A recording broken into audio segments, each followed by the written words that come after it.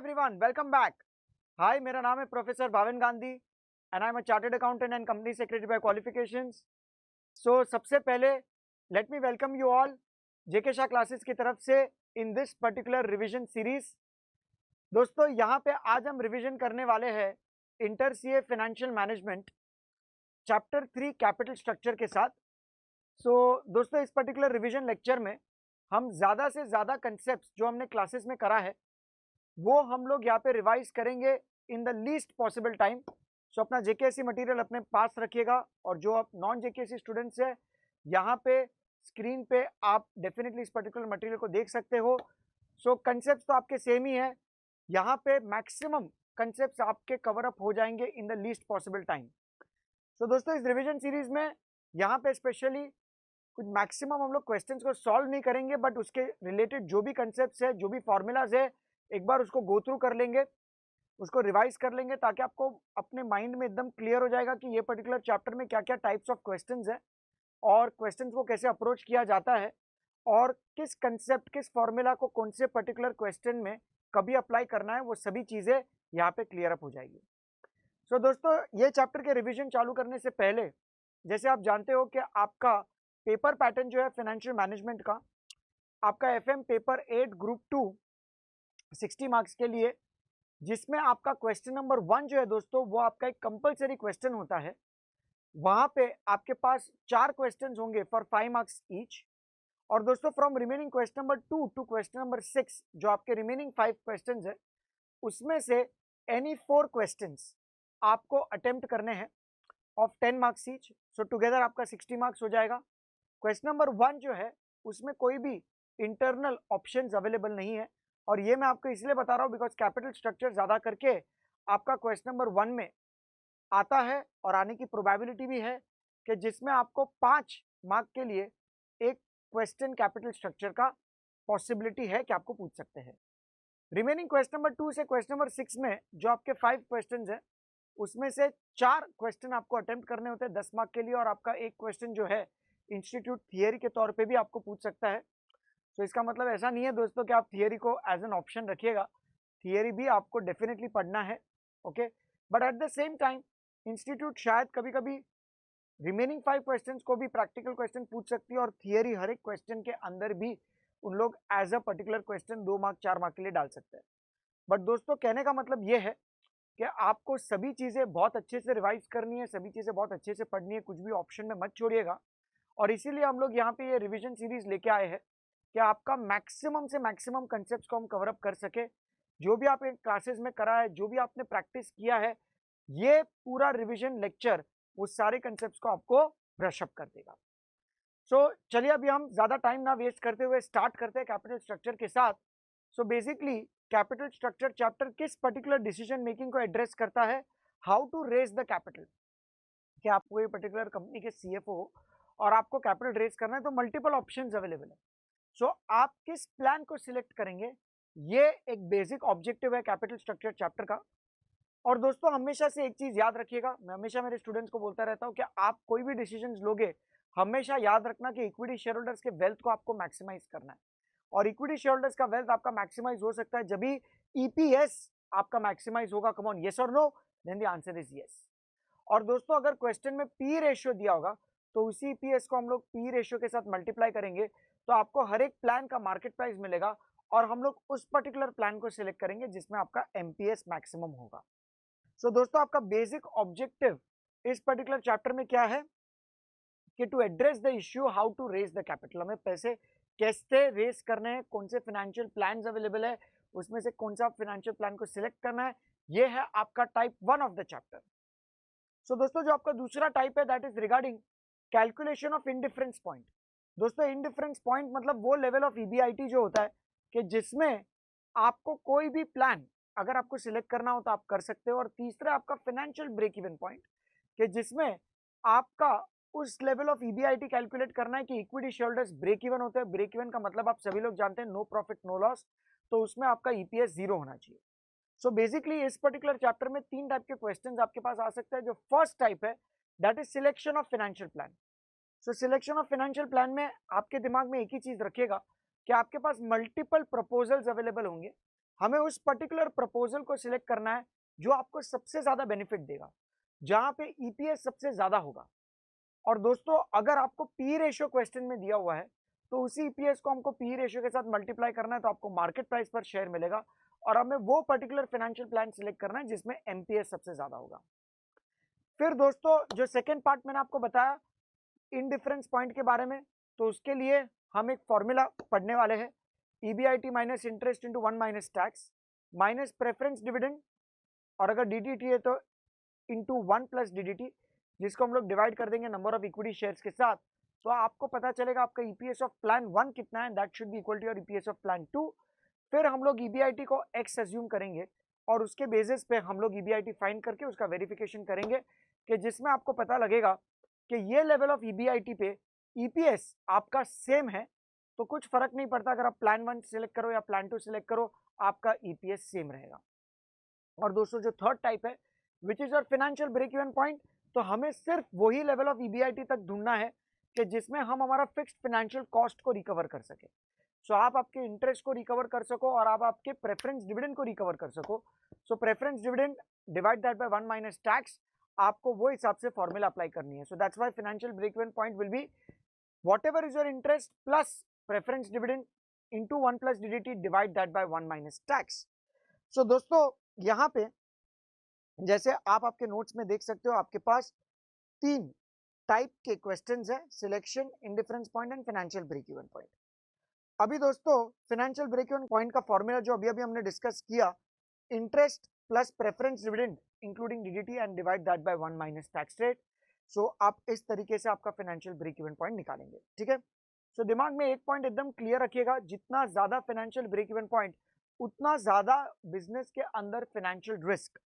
Because my dear students, जितना ज्यादा financial break even point, उसका मतलब होता है कि आपको उतना ज्यादा इंटरेस्ट अर्न करना है, आपको उतना प्रेफरेंस डिविडेंड अर्न करना है, सो आपका फाइनेंशियल रिस्क बहुत ज्यादा होगा। Okay, now my dear students, हम लोग क्लास वर्क सेक्शन के क्वेश्चंस के साथ अभी आगे रिवाइज करना स्टार्ट करते हैं। इसमें मैं आपको बीच बीच में कुछ क्वेश्चंस के बारे में बताऊंगा कि ये आप 1 डे बिफोर द एग्जाम जरूर देखिएगा। जैसे आपके पास क्लास वर्क सेक्शन में क्वेश्चन नंबर 1 दिया गया है, ये क्वेश्चन दोस्तों एक बार revise 1 day before the exam जरूर कीजिए, बिकॉज इसमें तीन टाइप आपका कवर अप हो जाता है। That is how do you select a particular financial plan. फिर दूसरा दोस्तों हमें यहाँ पे इंडिफरेंस पॉइंट भी ढूंढना है, और तीसरा आपका financial break even point. So दोस्तों इस पर्टिकुलर क्वेश्चन में आपको 4 लाख रुपए की रिक्वायरमेंट है और आपके पास यहाँ पे 2 ऑल्टरनेटिव्स अवेलेबल है। तो हमेशा से याद रखिएगा कि पहले आप फाइनेंशियल प्लान्स बना लीजिए, कि जहां पे आपको पता चलेगा कि प्लान 1 में आपका डेट 2 लाख रुपए, आपका इक्विटी 2 लाख रुपए, सो डेट इक्विटी का मिक्सचर है, और प्लान 2 में सिर्फ इक्विटी है ऑफ 4 लाख रुपीज। ओके, सो दोस्तों अभी हमें ईपीएस कैलकुलेट करना है, और ईपीएस कैलकुलेट करने के लिए हमारे पास ईबीआईटी होना चाहिए। सो आपके पास ईबीआईटी है 70,000। सो अगर ईबीआईटी 70,000 रुपीज है तो प्लान 1 प्लान 2 में हम क्या सिलेक्ट करेंगे, हमें उसका कैलकुलेशन करना है। हम उस पर्टिकुलर प्लान को सिलेक्ट करेंगे जिसमें तुम्हारा ईपीएस ज्यादा होगा। सिमिलरली जब भी तुम्हारा ईबीआईटी 80,000 रुपीज है, तभी हम देखेंगे हमारे लिए विच प्लान इज बेटर, तो हम उस पर्टिकुलर प्लान को सिलेक्ट करेंगे जिसमें EPS will B maximum. So income statement का फॉर्मेट तो जैसे आप सभी लोगों को पता ही है, ईबीआईटी में से हम लोग इंटरेस्ट माइनस करेंगे, आपको ईबीटी मिलेगा, हम लोग टैक्स माइनस करेंगे, आपको एनपीएटी मिलेगा, और फिर हम लोग प्रेफरेंस डिविडेंड अगर कुछ होगा तो माइनस करेंगे, तो आपको net profit for equity shareholders मिलेगा, जिसको हम डिवाइड कर देंगे नंबर ऑफ इक्विटी शेयर्स के साथ, तो आपको ईपीएस मिल जाएगा। फिर दोस्तों आपको सेकंड पार्ट में क्या कैलकुलेट करना है, what should be the indifference point, और आपको उसका वेरिफिकेशन भी करना है। सो जो मैंने अभी अभी आपको फॉर्मूला बताया, EBIT minus interest into 1 minus T minus preference dividend divide that by number of equity shares, that should be equal to again your RHS, और आपका ईबीआईटी हम लोग एक्स अज्यूम करेंगे, और दोस्तों एक्स कैलकुलेट करने के बाद जैसे ही आपका ईबीआईटी आ जाएगा फिर उसका वेरिफिकेशन कर देंगे बाय प्रिपेयरिंग द टेबल, और आपका ईपीएस उसमें सेम आ जाएगा। और तीसरा आपको financial break even point calculate करना है। ये सबसे easy part of the question है, बिकॉज आप पता है कि फर्स्ट प्लान में आप केवल डेट और इक्विटी के कॉम्बिनेशन से अपना फंड्स रेज कर रहे हो, और डेट इसमें से इंटरेस्ट एलिमेंट इसमें आपको पे करना होगा। सो दैट इज वाई हम यहाँ पे इंटरेस्ट को कंसिडर करेंगे आपके फाइनेंशियल ब्रेक इवन पॉइंट में। प्रेफरेंस डिविडेंड तो खैर कुछ है ही नहीं। और जब भी हम लोग प्लान 2 की बात करते हैं, तो प्लान 2 में आपके पास ना इंटरेस्ट है ना प्रेफरेंस डिविडेंड है। सो माय डियर स्टूडेंट्स, हम लोग का financial break even point plan 2 का हो जाएगा 0, बिकॉज हम लोग ने प्लान 2 में पूरा का पूरा पैसा रेस किया है bye the way of issue of equity shares, मतलब प्लान 2 में कोई भी फाइनेंशियल रिस्क नहीं रहेगा। ओके, फिर दोस्तों हम आते हैं क्वेश्चन नंबर 2 पे। क्वेश्चन नंबर 2 में यहाँ पे आपके पास एग्जिस्टिंग कैपिटल दे रखा है 10 lakh ordinary shares of ₹10 each and उसका प्री टैक्स प्रॉफिट है ₹60 लाख। सो दोस्तों आपके पास एग्जिस्टिंग प्रॉफिट्स अवेलेबल है 60 लाख का, और आपका शेयर्स जो है वो ट्रेड होता है 50 to 80 रुपीज में। और दोस्तों अभी आपको 50 लाख रुपीज की रिक्वायरमेंट है जो आपको एक नए प्रोजेक्ट में डालना है, जो आपको प्री टैक्स इनकम देगा ₹40 लाख पर एनम। सो उसका मतलब क्या हो गया दोस्तों कि ईबीआईटी आपका 60 लाख से प्लस 40 लाख रुपीज आप और ज्यादा अर्न करोगे अगर आपने ये पर्टिकुलर प्रोजेक्ट को एक्सेप्ट किया, तो आपका टोटल ईबीआईटी हो जाएगा 100 लाख रुपीज। अभी दोस्तों यही ईबीआईटी के बेसिस पे हमें सिलेक्शन करना है कि कौन सा फाइनेंशियल प्लान बेटर है, और आपके पास यहाँ पे दिया गया है फॉलोइंग ऑप्शंस, 3 ऑप्शंस है आपके पास। आपका जो फर्स्ट ऑप्शन है उसमें आप इश्यू कर रहे हो equity share capital for the entire additional amount, तो पूरा 50 लाख रुपीज आप रेस कर रहे हो bye the way of issue of equity shares. और दोस्तों यहाँ पे हम लोग नया शेयर इश्यू कर रहे हैं, फेस वैल्यू 10 रुपीज और प्रीमियम 15 है, तो आपका इश्यू प्राइस है ₹25। सो जब भी आप लोग ईपीएस के लिए number of equity shares find out करोगे, तो आपके न्यू जो शेयर्स है वो यहाँ पे 50 लाख डिवाइड बाय 25 हो जाएगा। सो वो हिसाब से हम लोग नए इक्विटी शेयर्स को इश्यू करेंगे। अगर हम लोग बी प्लान की बात करते हैं तो इसमें पूरा का पूरा डिबेंचर है दोस्तों, आपके पास यहाँ पे कोई भी इक्विटी शेयर का इश्यू फर्दर नहीं हुआ है, और आप पूरा additional funds bye the way of loans उठा रहे हो। सो यहाँ पे जब भी आप लोग number of equity shares calculate करेंगे, तो जो भी existing number of equity shares है वही यहाँ पे ईपीएस के लिए कैलकुलेट होगा। और दोस्तों थर्ड पार्ट में आपका इक्विटी और डिबेंचर्स दोनों का कॉम्बिनेशन है, जिसके बेसिस पे आपको कैलकुलेट करना है आपका EPS. So in that particular case my dear students, आप लोगों का जो भी number of equity shares calculate होगा नए इश्यू का, उसके लिए आपके पास इश्यू प्राइस अवेलेबल है एट अ प्रीमियम ऑफ ₹40, मतलब 10 रुपए का फेस वैल्यू और प्रीमियम ₹40। सो आपका 50 रुपीज इश्यू प्राइस हो जाएगा, तो वो हिसाब से आपको number of equity shares calculate करने हैं। सो दोस्तों हम लोग इस पर्टिकुलर क्वेश्चन में ईपीएस कैलकुलेट करेंगे तीनों फाइनेंशियल प्लान के लिए, और हम उस पर्टिकुलर फाइनेंशियल प्लान को सिलेक्ट करेंगे जिसमें तुम्हारा ईपीएस मैक्सिमम है।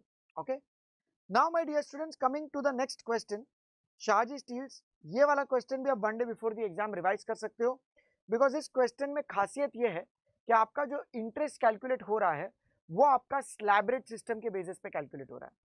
सो यहाँ पे 25 लाख रुपीज की रिक्वायरमेंट है, आपका ईबीआईटी है 5 लाख रुपीज, तो हमारे पास यहाँ पे जो भी फाइनेंशियल प्लान होगा उसमें हम लोग स्टार्ट करेंगे विद 5 लाख रुपीज। और दोस्तों आपका ऑब्जेक्टिव है टू मैक्सिमाइज द ईपीएस। यहाँ पे आप लोन ले सकते हो up to 2,50,000, up to 10 lakh और up to 15 lakh. So 25 lakh में से अगर आपने 2,50,000 का लोन लिया तो 22,50,000 आपका इक्विटी होगा। 25 लाख में से 10 लाख का लोन लिया तो 15 लाख आपका इक्विटी होगा, और 25 में से अगर आपने 15 का लोन लिया तो 10 लाख आपका इक्विटी होगा।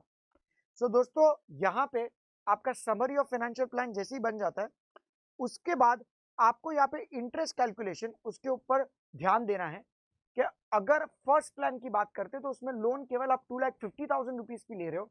सो 2,50,000 multiplied that by the rate of interest अगर आप करोगे तो आपको इंटरेस्ट अमाउंट आ जाएगा। इन द सेकेंड प्लान हम लोग लोन ले रहे हैं दोस्तों 10 लाख रुपए की। सो अप टू 2,50,000 आपका जो भी इंटरेस्ट आएगा वो हम कंसिडर करेंगे, और 250 से 10 लाख मतलब जो बैलेंस 7.5 लाख रुपए है उस पर आपका रेट ऑफ इंटरेस्ट एप्लीकेबल होगा 15%। और दोस्तों आपका इंटरेस्ट आ जाएगा सेकंड प्लान में which will be the total of 2,50,000 तक का इंटरेस्ट प्लस ये जो 7.5 लाख रुपए का इंटरेस्ट होगा वो। And in the third case my dear students, अगर आपका लोन अमाउंट 10 लाख रुपीज है तो आपको यहाँ पे थर्ड स्लैब भी अप्लाई करेगा अगर आपका मोर देन 10 लाख रुपीज है, जैसे यहाँ पे 15 लाख रुपीज है। तो दोस्तों जो एडिशनल 5 लाख रुपीज है वो आपका रेज होगा एट योर 20%। सो ये हिसाब से आपके इंटरेस्ट कैलकुलेट होंगे।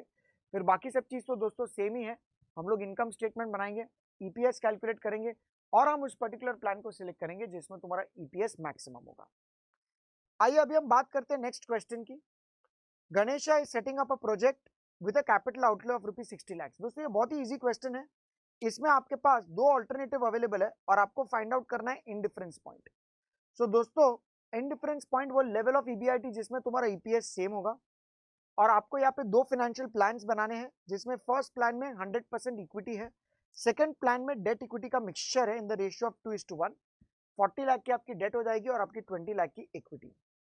और दोस्तों यहाँ पे आपके पास टैक्स रेट वगैरह सब कुछ अवेलेबल है। Let the EBIT be X, और उस बेसिस पे आपको कैलकुलेट करना है आपका इंडिफरेंस पॉइंट। क्वेश्चन नंबर 5 में माय डियर स्टूडेंट्स, आपको यहां पे कैलकुलेट करना है अगेन ये तीन चीजें, EPS, financial break even point और level of dominance. Okay, so ये क्वेश्चन के अंदर दोस्तों यहाँ पे जो थर्ड पार्ट है वो ज्यादा क्रूशियल है, ज्यादा इंपॉर्टेंट है। सो आप इस पर्टिकुलर पॉइंट पे फोकस कर सकते हो। माय डियर स्टूडेंट्स, ये क्वेश्चन के अंदर आपको 2 लाख रुपए की रिक्वायरमेंट है, और ये 2 लाख रिक्वायरमेंट रेज करने के लिए आपके पास 3 फाइनेंशियल प्लान अवेलेबल है, ए, बी और सी। ए में पूरा का पूरा इक्विटी है, बी में आपके पास डेट इक्विटी है, और सी में आपके पास इक्विटी और प्रेफरेंस शेयर्स है। सो माय डियर स्टूडेंट्स, यहाँ पे आपके पास 3 फाइनेंशियल प्लान्स अवेलेबल है, और आपके पास कॉस्ट ऑफ डेप्ट and cost of preference shares same है। अभी दोस्तों इस कंसेप्ट को बराबर से रिवाइज कीजिएगा कि अगर आप एक कंपनी के सीएफओ हो, आपको 1 लाख रुपया चाहिए, और आपके पास दो ऑप्शन अवेलेबल है कि हम 1 लाख रुपया रेस कर सकते हैं bye issue of preference shares, हम 1 लाख रुपया रेस कर सकते हैं बाय इश्यू ऑफ डिबेंचर्स, और दोस्तों दोनों की कॉस्ट सेम है, विच इज 8%। तो दोस्तों जब ये दोनों की कॉस्ट सेम होगी तभी आप कैसे सोचोगे कि यार इससे अच्छा तो बेटर है कि हम लोग डिबेंचर्स होल्डर से पैसा ले rather than preference shares, because मेरे को यहाँ पे दोनों जगह पे इंटरेस्ट 8,000 पे करूं या प्रेफरेंस डिविडेंड 8,000 पे करूं, interest is more preferable because of the obvious reason of tax savings on interest, जो आपको प्रेफरेंस डिविडेंड पे मिलता नहीं है। तो दोस्तों यहाँ पे अगर आपके सामने में दो ऑप्शन रखता हूं कि आप 8,000 का इंटरेस्ट पे करो या 8,000 का प्रेफरेंस डिविडेंड, तो ऑफकोर्स हम लोग इंटरेस्ट को फाइनेंशियल टर्म्स में क्यों प्रीफर करते हैं, बिकॉज उसमें टैक्स सेविंग्स का बेनिफिट है। तो यहाँ पे दोस्तों अगर आप देखोगे तो आपके पास सेम कंसेप्ट एप्लीकेबल है। 2 लाख रुपए का आपको पैसा रेस करना है, जिसमें आपके पास प्लान बी में डेट है 50%, मतलब आपको 1 लाख रुपया bye the way of loan लेना है, या फिर आप प्लान सी में 1 lakh bye the way of preferences ले सकते हो, और दोनों का रेट सेम है 8%। सो दोस्तों आपके लिए 8,000 रुपीज इंटरेस्ट लो या फिर 8,000 प्रेफरेंस डिविडेंड लो, आप हमेशा इंटरेस्ट को प्रीफर करोगे। तो प्लान बी और प्लान सी में से कौन सा प्लान किसको डोमिनेट कर रहा है? सो कहना है इसे प्लान बी डोमिनेट करेगा प्लान सी को। कम ऑन, यस और no? Yes sir, because plan B में टैक्स सेविंग्स ऑन इंटरेस्ट का बेनिफिट है, तो वो हमेशा बेटर ही होगा एज कंपेयर टू प्लान सी।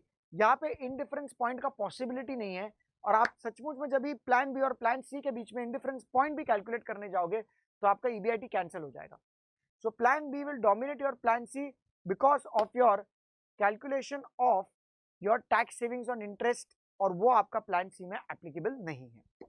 सो दोस्तों जब भी आपके पास 3 प्लान होते हैं और आपको इंडिफरेंस पॉइंट ढूंढना है, तो पहले हम प्लान ए प्लान बी करेंगे, फिर हम लोग प्लान ए प्लान सी करेंगे, फिर प्लान बी और प्लान सी, और वो हिसाब से हम इंडिफरेंस पॉइंट को कैलकुलेट करेंगे। बाकी दोस्तों ये क्वेश्चन के अंदर और कुछ डिफरेंट नहीं है। आइए अभी नेक्स्ट क्वेश्चन को रिवाइज करते हैं, क्वेश्चन नंबर 6 को।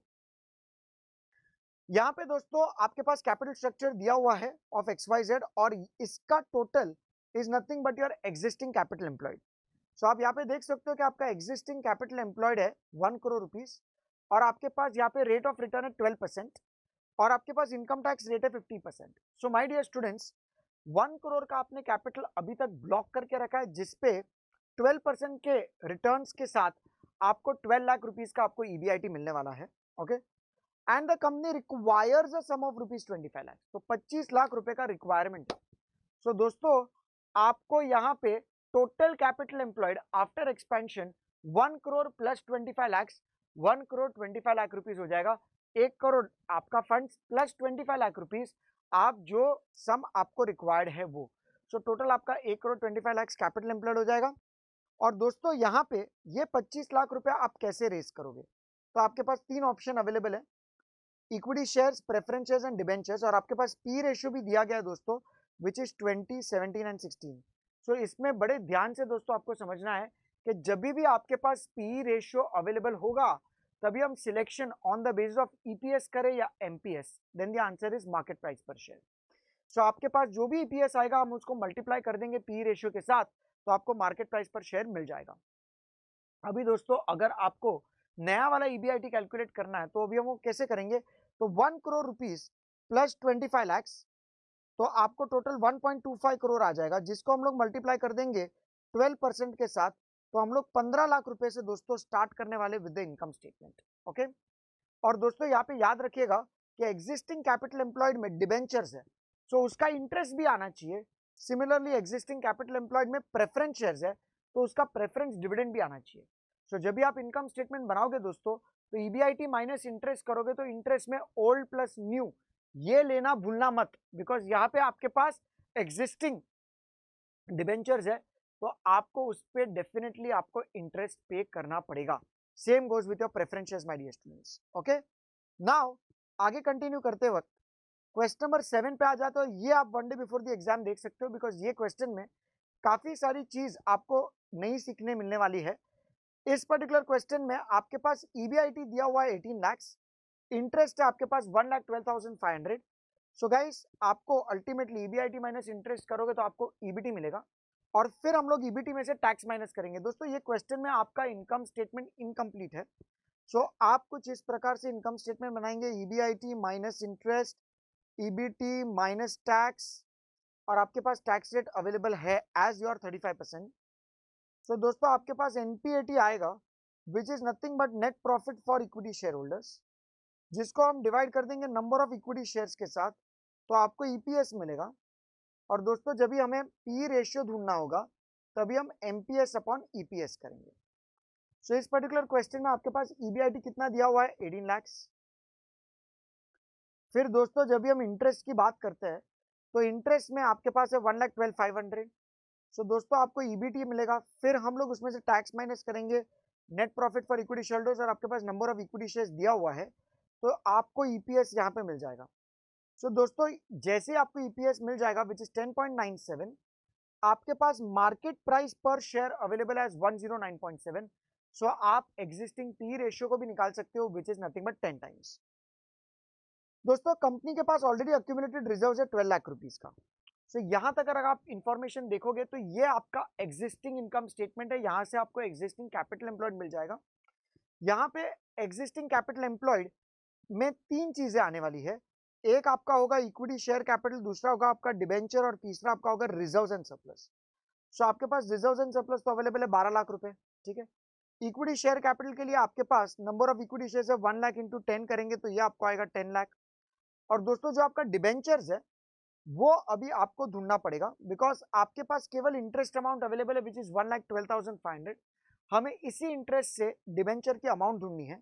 बट दोस्तों ये जो इंटरेस्ट है वो केवल 9 महीने का इंटरेस्ट है, because this was issued 3 months after the commencement. So सबसे पहले आपको इंटरेस्ट को पर एनम बेसिस पे ढूंढना पड़ेगा। जो भी आपका 1,12,500 है वो 9 मंथ्स के लिए, पहले उसको आप 12 मंथ्स के लिए कैलकुलेट कर लो, तो आपको 1,50,000 का इंटरेस्ट आएगा। फिर दोस्तों अगर आपको लोन ढूंढना है तो 100 रुपए पे अगर 15 रुपया इंटरेस्ट है, सो 1,50,000 के लिए डिबेंचर आपने कितने का इश्यू करा होगा, so that will be nothing but 10 lakh rupees. तो इसी तरह आपका डिबेंचर्स का अमाउंट भी आपको कैपिटल स्ट्रक्चर में मिल जाएगा। सो दोस्तों ये रही बात एग्जिस्टिंग डेटा की। तो आपके पास इक्विटी शेयर कैपिटल है, फिर आपको डिबेंचर्स भी आ जाएगा, ठीक है। ये कैलकुलेशन करने से अमाउंटिंग टू 10 लाख, सो आपको 32 लाख रुपीज का दोस्तों आपका एग्जिस्टिंग कैपिटल एम्प्लॉयड है, और उस पर आप ऑलरेडी 18 लाख की ईबीआईटी कमा रहे हो। सो आपको पता चल जाएगा कि what is going to be the existing return on capital employed. फिर दोस्तों थोड़ा और आगे रिवाइज करें तो आपको दिया गया that the company requires an investment obligation of your 10 lakh rupees, और दोस्तों यहाँ पे आपके पास ऐसा बोला गया that this investment will on the same rate as the funds already employed. So आपको जो भी 18 लाख आएगा, जो आपने डिवाइड किया होगा कैपिटल एम्प्लॉयड विच इज 32 के साथ, तो आपको 56.25% का रिटर्न मिलेगा। क्या ये सेम रिटर्न आपका न्यू एडिशनल कैपिटल के लिए भी हम लोग अप्लाई करने वाले? कम ऑन, यस और नो? Yes sir. और फिर दोस्तों इस पर्टिकुलर क्वेश्चन में आपको ऐसा बताया गया कि that the debt equity ratio which is debt divide by debt plus equity, मतलब डेट अपॉन कैपिटल एम्प्लॉयड। अगर आपका डेट 60% से ज्यादा होगा तो आपका पी रेशियो 25% से कम हो जाएगा। तो दोस्तों ये भी एक यहाँ पे नई चीज है कि अगर आपको कैलकुलेट करना है that what is going to be your debt equity ratio, तो हम क्या करेंगे, ओल्ड डेट तो हमें मिल गया 10 लाख रुपए, नया डेट हम देखेंगे किस फाइनेंशियल प्लान के अंदर है। फिर दोस्तों हम लोग ओल्ड प्लस न्यू करेंगे तो आपको टोटल डेट मिलेगा which will divided by the capital employed, और आपका कैपिटल एम्प्लॉयड होगा दोस्तों टोटल यहाँ पे 32 लाख रुपीज है और plus additional 10 lakh rupees. So आपका टोटल कैपिटल एम्प्लॉयड होगा 42 lakhs. Okay, and accordingly you have to do the calculation. और दोस्तों the interest rate on additional borrowings will cost the company 300 basis point. So यहाँ पे अगर आपका 15% है, तो अगर आप नया लोन ले रहे हो तो उसका रेट ऑफ इंटरेस्ट अभी आपका कितना हो जाएगा 18%. 15% प्लस आपका 300 बेसिस पॉइंट मोर, मतलब 3% मोर, तो आप नया लोन 18% पे लोगे. दोस्तों जैसे आप यहाँ पे डेट इक्विटी रेशियो कैलकुलेट करोगे तो आपको पता चलेगा कि दोनों फाइनेंशियल प्लान्स का, माय डियर स्टूडेंट्स, आपका जो भी डेट इक्विटी रेशियो है वो लेस देन 60% है. So accordingly then you have to do the calculation, और you are required to advise whether we should take by the way of loans और by the way of equity. तो हम दोस्तों उस particular financial plan को select करेंगे जिसमें MPS सबसे ज्यादा होगा. सो यहाँ पे भी दोस्तों मैंने आपको रिवाइज करा दिया कि पहले आपको एग्जिस्टिंग कैपिटल एम्प्लॉयड कैलकुलेट करना पड़ेगा, फिर आपको existing return on capital employed, फिर हम देखेंगे कि टोटल कैपिटल एम्प्लॉयड कितना है, उसमें उस पर्टिकुलर रिटर्न्स को मल्टीप्लाई करेंगे, तो हमें फिर फाइनली क्या मिलने वाला है कि what is going to be the new EBIT. ठीक है, और फिर हम लोग इनकम स्टेटमेंट में से जब हम लोग इंटरेस्ट माइनस करेंगे तो यहाँ पे एक स्टूडेंट सबसे ज्यादा कॉमन मिस्टेक ये कर लेते हैं कि इंटरेस्ट हम लोग 1,12,500 को ही कंसिडर करेंगे अपने इनकम स्टेटमेंट में. Then the answer is no. अभी नेक्स्ट ईयर ऑनवर्ड्स तो आपका इंटरेस्ट पूरा 12 महीने के लिए आने वाला है. So that is going to be 1,50,000 rupees. तो याद रखिएगा कि जब भी आप लोग ईपीएस कैलकुलेट करने के लिए इनकम स्टेटमेंट बनाओगे तो उसमें आपका ओल्ड इंटरेस्ट दोनों फाइनेंशियल प्लान्स के लिए 1,50,000 का, बिकॉज लास्ट ईयर तक वो इंटरेस्ट आपका 9 महीने का था, बिकॉज हम लोग ने 3 महीने बाद डिबेंचर को इश्यू किया था. बट यहाँ पे दोस्तों हम कंसिडर कर सकते हैं for the full 12 months. Okay, next आगे बढ़ते हैं. Question number 8 my dear students, इसका बेसिक लॉजिक क्या है, चेक करना कि क्या हमें बॉन्ड्स को कन्वर्ट करना चाहिए इक्विटी शेयर्स में कि नहीं करना चाहिए. तो दोस्तों ये सब कुछ डिपेंड करता है what is the market price of equity share after your conversion. मतलब आप कुछ ऐसा सोचिए कि अगर आपके पास एग्जिस्टिंग बॉन्ड चल ही रहे हैं, सो आप इनकम स्टेटमेंट का फॉर्मेट बनाओगे EBIT minus interest, EBT minus tax, NPAT, जिसको हम डिवाइड कर देंगे नंबर ऑफ इक्विटी शेयर्स के साथ, तो आपको मिल जाएगा ईपीएस. ठीक है, फिर आपके पास पी रेशियो दिया हुआ है 20 बिफोर रिडेम्पशन, मतलब दोस्तों before conversion of the bonds. अगर आपके पास पी रेशियो है 20, सो कहना से आपके पास मार्केट प्राइस आ जाएगा तुरंत. कम ऑन, यस और नो? Yes sir. और उसी तरह जब ये 25 टाइम्स दिया होगा आपको वो हिसाब से कैलकुलेशन करना है. ठीक है, देन माय डियर स्टूडेंट्स, इस पर्टिकुलर क्वेश्चन में हम तभी कन्वर्जन करेंगे जब भी कन्वर्जन होने के बाद market price of equity share बढ़ रहा है. और दोस्तों वो तभी मालूम पड़ेगा जब हम ईपीएस को मल्टीप्लाई कर देंगे हमारे पी रेशियो के साथ. नाउ माय डियर स्टूडेंट्स, इसमें अगर आप बॉन्ड्स को कन्वर्ट करने वाले हो इक्विटी शेयर्स में तो नया इनकम स्टेटमेंट में दोस्तों आपका इंटरेस्ट आने वाला नहीं है. Then my dear students, question number 9 में अगर आप देखोगे तो आपको पता चलेगा कि आपके पास टोटल 1 2 3 ऑप्शंस अवेलेबल है और आपके पास बहुत सारी ईबीआईटीज है यहाँ पे. तो दोस्तों ये प्रैक्टिस करने के लिए एक अच्छा क्वेश्चन है कि जिसमें अगर आपको कैलकुलेट करना है EPS under different financial plans, तो हम क्या करेंगे, यहाँ पे एक लेवल ऑफ ईबीआईटी नहीं है, यहाँ पे 5 लेवल ऑफ ईबीआईटी है. तो हम स्टार्ट करेंगे सबसे पहले प्लान 1 से, और हम लोग प्लान 1 का अगर 62,500 का ईबीआईटी है तो what is going to be the EPS, हम लोग पहले वो चेक करेंगे. फिर सेकेंडली 1,25,000, तो हमारा ईपीएस क्या होगा. फिर 250, 375, 625. तो दोस्तों ऐसा आपको हर एक प्लान का कैलकुलेट करना है, पहले प्लान 1 का, फिर आपका प्लान 2 का, और फिर आपका प्लान 3 का. देन माय डियर स्टूडेंट्स, यहाँ पे आपके पास इक्विटी, डेट इक्विटी और प्रेफरेंस और इक्विटी शेयर्स का आपके पास यहाँ पे कॉम्बिनेशन है. Which alternative would you recommend? You definitely know the alternative in which your EPS is going to be higher. और फिर यहाँ पे दिया हुआ है determine the EBIT EPS in difference point and which is supposed to be between financial plan 1 and 2 and 1 and 3. So दोस्तों यहाँ पे भी अगर आप देखोगे ना तो आपके पास 8% रेट है आपका डिबेंचर्स का और 8% रेट है आपका प्रेफरेंस डिविडेंड का. So दोस्तों यहाँ पे भी can I put it in this words that under both these financial plans you have your interest and preference dividend rate same. अगर आपका इंटरेस्ट और प्रेफरेंस डिविडेंड रेट दोस्तों दोनों सेम है तो can I say debt will dominate your preference shares? Come on, yes or no? Then the answer is absolutely yes. Okay, so your debt will always dominate your preference shares because of the tax savings on the interest part. So क्या आपका debentures preference shares के बीच में कोई भी indifference point calculate होगा क्या? नहीं, because आपका रेट भी सेम है, आपका अमाउंट भी सेम. ठीक है, यहाँ पे दोस्तों अभी मैं और एक चीज पे जिक्र करना चाहूंगा which is regarding your financial break even point. Now दोस्तों जैसे आप सभी लोग जानते हो what is your financial break even point. It is that level of your EBIT कि जिसमें तुम्हारा ईपीएस जीरो है, मतलब आपका equity share holders break even हो रहा है। सो फाइनेंशियल ब्रेक इवन पॉइंट में हम लोग interest plus PD upon 1 minus tax rate करने वाले हैं, तो आपको फाइनेंशियल ब्रेक इवन पॉइंट मिलेगा। और जैसे आप सभी लोग जानते हैं प्लान 1 में तो financial break even point zero है, प्लान 2 में तुम्हारा फाइनेंशियल ब्रेक इवन पॉइंट है और प्लान 3 के अंदर भी आपके पास अवेलेबल है। बट दोस्तों जैसे ही आप यहाँ पे एक समरी टेबल बनाओगे, सो इन दिस समरी टेबल आपको क्या करना चाहिए कि जैसे आपके पास यहाँ पे ईबीआईटी है 62,500, फिर दोस्तों आपका ईबीआईटी लेवल देखिए सेकंड कितना है आपका 62,500 के बाद है आपके पास इस पर्टिकुलर क्वेश्चन में 1,25,000, फिर 1,25,000 के बाद दोस्तों आपके पास नेक्स्ट है 2,50,000, फिर दोस्तों आपके पास है 2,75,000, ये आपका है यहाँ पे 3,75,000 और 6,25,000, इसको 3,75,000 कर लो, इसको 6,25,000। अभी दोस्तों आपके पास 3 प्लान अवेलेबल है और हमें यहाँ पे सबका ईपीएस पहले प्रेजेंट करके लिखना है। सो जैसे आप ये ईपीएस लिखोगे दोस्तों आपको इमीडिएटली रियलाइज होगा कि प्लान 3 तो किसी कॉम्बिनेशन में आ ही नहीं रहा है, बिकॉज आपका ईपीएस वहां पे कम है between plan 1 and plan 2।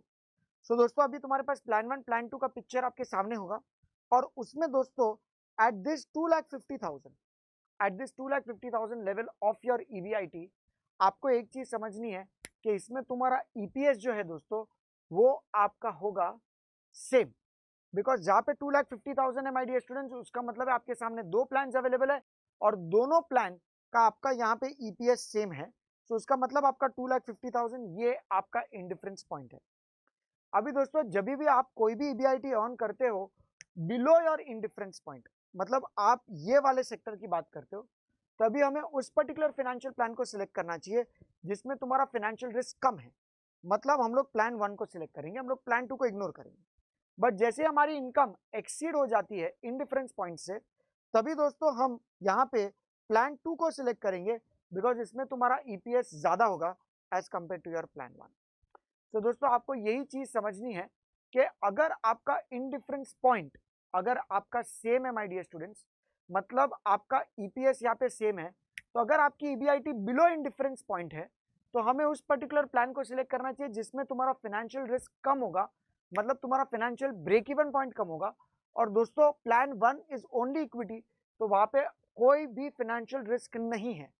But दोस्तों जब भी हम बात करते हैं सेकेंड पार्ट की, तो अगर आपका ईबीआईटी ज्यादा है as compare to the indifference point, तो आपको फाइनेंशियल रिस्क लेना चाहिए और उस पर्टिकुलर प्लान में इन्वेस्ट करो जहां पे फाइनेंशियल रिस्क ज्यादा है। और दोस्तों जैसे आप वो चीज करोगे आपको पता चलेगा कि आपका ईपीएस वहां पे ज्यादा आ रहा है। सो जस्ट टू कंक्लूड, अगर आपकी EBIT lower than indifference point है तो आपको फाइनेंशियल रिस्क कम ही लेना पड़ेगा। अगर आपका EBIT greater than indifference point है तो दोस्तों आपका फाइनेंशियल रिस्क आपको बढ़ाना पड़ेगा। और अगर आपका EBIT is equal to your indifference point, so can I say आपको यहाँ पे कोई भी सिलेक्शन करने का जरूरत नहीं है, ठीक है, because both the plans are going to give you the same EPS. So यही चीज दोस्तों यहाँ पे भी लिखी हुई थी, अगर आप इधर देखोगे तो आपको पता चलेगा importance between your indifference level and financial break even point. तो यहाँ पे आपको क्या बताया गया that indifference level is regarding selection if the EBIT is more than indifference level, जैसे हमने अभी अभी डिस्कस किया। अगर आपकी ईबीआईटी इंडिफरेंस लेवल से ज्यादा है then select the plan with higher FBP, risk ज्यादा लो, उसमें तुम्हारा ईपीएस ज्यादा होगा। अगर आपका ईबीआईटी इंडिफरेंस लेवल से कम है माय डियर स्टूडेंट्स, तभी हमें वो प्लान सिलेक्ट करना चाहिए कि जिसमें तुम्हारा फाइनेंशियल रिस्क कम होगा, उसके अंदर तुम्हारा EPS will be more. Okay, so ये चीज पे आप जरूर फोकस कीजिएगा। With this my dear students तुम्हारा ये इंपॉर्टेंस लेवल भी कंप्लीट हो जाता है। और यहाँ पे एक दूसरा एक चीज आपको कंसिडर करना पड़ेगा which is regarding your tax savings part. So दोस्तों जब भी हम लोग प्लान 1 का कैलकुलेशन करेंगे तभी आपको रियलाइज होगा प्लान 1 के अंदर आपके पास यहाँ पे 62,500 डिफरेंट लेवल्स ऑफ ईबीआईटी है। और हम लोग पूरा इनकम स्टेटमेंट बना के ईपीएस कैलकुलेट करने जाएंगे। सो दोस्तों हो सकता है दैट सब्सिक्वेंटली प्लान 2 प्लान 3 में कहीं पे भी दोस्तों आपको कभी नेगेटिव ईबीटी दिखे। सो दोस्तों जैसे आपको कोई नेगेटिव ईबीटी दिखे ना, हमेशा याद रखना कि there is a loss, and if there is a loss so it means that you don't have to pay tax, there will be tax savings. So जैसे आपका ईबीआईटी है, माइनस इंटरेस्ट करोगे आपको ईबीटी मिलेगा, माइनस टैक्स करोगे आपको NPAT मिलेगा, minus preference dividend करोगे आपको net profit for equity share holders मिलेगा। दोस्तों अगर आपका ईबीटी लॉस में है तो हमें टैक्स सेव करना पड़ेगा, तो आपको एनपीएटी आएगा, और दोस्तों आपका वो हिसाब से कैलकुलेशन होगा। तो आपके पास जब भी ईबीआईटी पॉजिटिव में है तो प्रॉफिट से तो you have to pay tax, और जब भी दोस्तों आपका ईबीटी नेगेटिव में है तो उसका मतलब you will be saving in tax. Okay, so वो हिसाब से आपको कैलकुलेशंस करना है। ओके, सो आपका हो सकता है कि कभी कभी इंटरेस्ट ज्यादा होगा as compare to your whatever is your EBIT, तो वो वाले केस में आपका लॉस होगा, तो लॉस पे आप टैक्स सेव करोगे, तो यहाँ पे लेस मत कर देना, आपको ऐड करना है। ठीक है, वो हिसाब से आपका कैलकुलेशन होगा, फिर बाद में आपका नेगेटिव ईपीएस भी आने का स्कोप है। ओके, सो बस इसी के बारे में दोस्तों मुझे आपको यहाँ पे बताना था। उम्मीद करता हूँ कि दोस्तों आपके कैपिटल स्ट्रक्चर के चैप्टर में जो भी इंपॉर्टेंट चीजें हम लोग ने यहाँ पे क्लास वर्क सेक्शन में किए वो सब कुछ अभी यहाँ पे रिवाइज हो चुका है, और आपके कंसेप्ट और ज्यादा क्लियर है। तो अपने दिमाग में दोस्तों बस केवल ये सब चीजों के बारे में ध्यान रखना, that is how do we select a plan, second what is the meaning of indifference level, third financial break even point. और दोस्तों अगर आपके कंसेप्ट को और क्लियर करना है तो financial break even point, indifference level और ईबीआईटी, ये तीनों को कंपेयर करके आपको पता चलेगा कि हमने कौन सा प्लान सिलेक्ट किया होना चाहिए। तो अगर आपकी ईबीआईटी इंडिफरेंस लेवल से ज्यादा है तभी हम लोग ज्यादा रिस्क लेंगे, तो आपका ईपीएस बढ़ेगा, और अगर आपका ईबीआईटी इंडिफरेंस लेवल से कम होगा हम लोग रिस्क एलिमेंट थोड़ा कम लेंगे, और आपका उस particular financial break even point अगर कम होगा तो आपका EPS will be higher. Okay, और जैसे आप सभी लोग जानते हो EBIT is equal to indifference point, then we can select any one of the financial plan. Okay, so that's it my dear students regarding your capital structure. उम्मीद करता हूं कि ये चैप्टर आपको अच्छे से रिवाइज हो चुका है। Wish you all the very best, take care, bye bye, see you.